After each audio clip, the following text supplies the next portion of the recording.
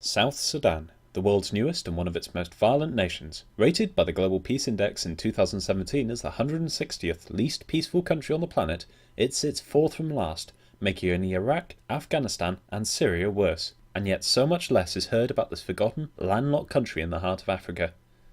Today, in light of all the petty politics in the news, I want to give an overview and a bit of history to the conflicts there, as these are real people in a really desperate situation that gets very little global awareness.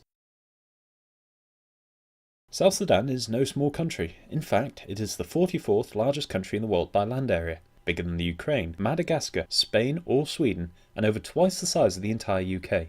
It has 13 million inhabitants, which, rather unfortunately for the new country, are split into a huge number of tribal and ethnic groups, meaning there are over 66 recognised languages within South Sudan, and these social divisions are a large source of tensions within the nation. But first, before getting into any real detail in the civil war that has killed an estimated 300,000 people and displaced more than 3.5 million, leaving the country in ruin and many of its people near starvation, it is worth explaining some of the history of this country. Sudan has one big feature that has meant it has been fought over for thousands of years: the Nile. Control over the Upper Nile has always meant leverage over Egypt, so ownership of the large stretch of land has always been important for those down the Nile, whether that's been the ancient Egyptian civilizations or a very important British colony. Either way, Sudan has often been under the control of or influence of other nations. Following the Muhammad Ali's dynasty's control of Sudan, a joint Anglo-Egyptian condominium controlled both North and South Sudan from 1899 until its independence in 1956. During this period, the British actually separated North and South Sudan into separate provinces of the condominium to better reflect the huge religious, ethnic and social differences between the two areas. Repeated often across the entire world, the British process of decolonisation, however, was less than perfect. After acknowledging the fact that the North and South were so very different from one another, both provinces were actually granted their independence as one unified Sudan, the consequences of which are still being seen today. After independence, the capital of Sudan became Khartoum, located far in the north, and this was the start of an ever-increasing trend of increased dominion by the north. The government's official language was Arabic, and of the 800 new government positions vacated by the British in 1953, only 6 were given to Southerners.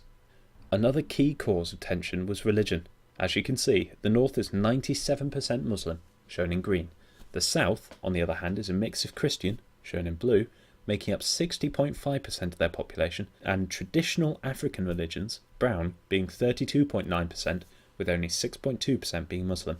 To make matters even more unfair for the South, the Sudanese government at the time, ruling from the north, imposed Sharia law on the entire country, including the South. To this day, stoning, flogging, hanging, and crucifixion remain legal judicial punishments in the Republic of Sudan. Sharia law not only allows these forms of punishment, but also gives the death penalty for several things that aren't even considered crimes in Western countries, such as adultery or apostasy, which is abandoning the religion of Islam, to name a few.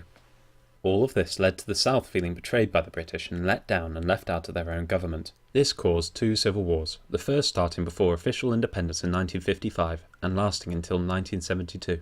500,000 people died, and the war ended in a stalemate. The ceasefire lasted until 1983. A second civil war was then started for similar reasons to the first, but this time oil had also been discovered in South Sudan, bringing up issues on how to divide the revenues on such a profitable resource. The second Sudanese civil war would last until 2005, a total of 21 years, resulting eventually in 1 to 2 million dead, who were mostly civilians and died mainly due to starvation and drought, as well as one final peace treaty with the Sudanese government. This peace treaty, the Comprehensive Peace Agreement of 2005, ended the civil war and promised to share oil revenues, increase the independence of the South, as well as set a timetable for a Southern Sudanese Independence Referendum. This referendum took place in January 2011, when 98.83% of people voted in favour of independence, although it should be mentioned that 10 out of 79 counties' ballots were suspended for exceeding 100% of the vote. Thus, South Sudan became an independent nation on July the 9th, joining the United Nations on the 14th and the African Union on the 27th, catapulting it towards what many thought would be a bright future. The optimism of independence would be short-lived, however. Fighting broke out between the Murle and Nuer tribes in August of the same year, resulting in the Aurora massacre, where 640 people were killed and 3,400 houses and a hospital were burnt down. Taking a look at this rough tribal map of South Sudan, it is easy to see how complex these tribal and ethnic situations actually are there.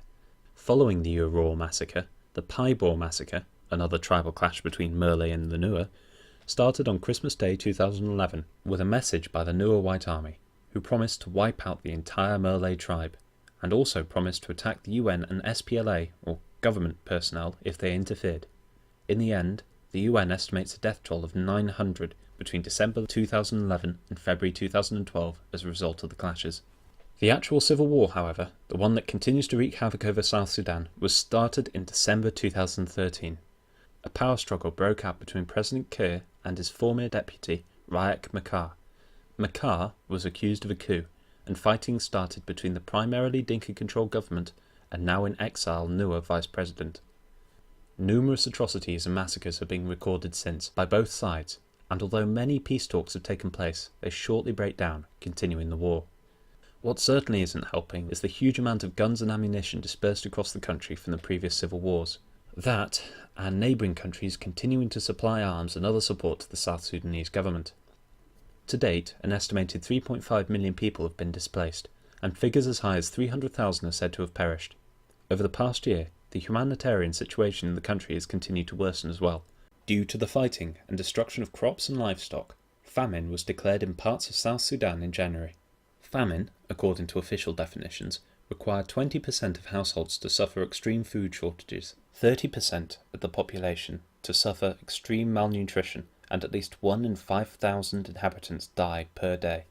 Prior to this, famine had not formally been declared anywhere in the world for 6 years. Things have improved since January, and the official famine definition has been dropped.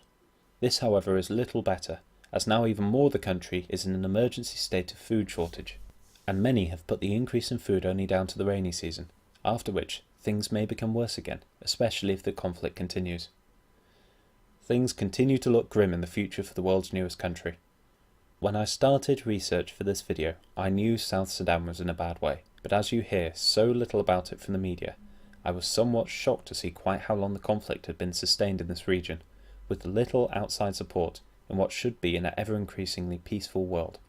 And judging by South Sudan's past, unless significant international aid is given in stabilising the country, rebuilding its infrastructure, and feeding and housing its population, this conflict could continue for many years to come, a forgotten war in a forgotten country, but with real people and real suffering.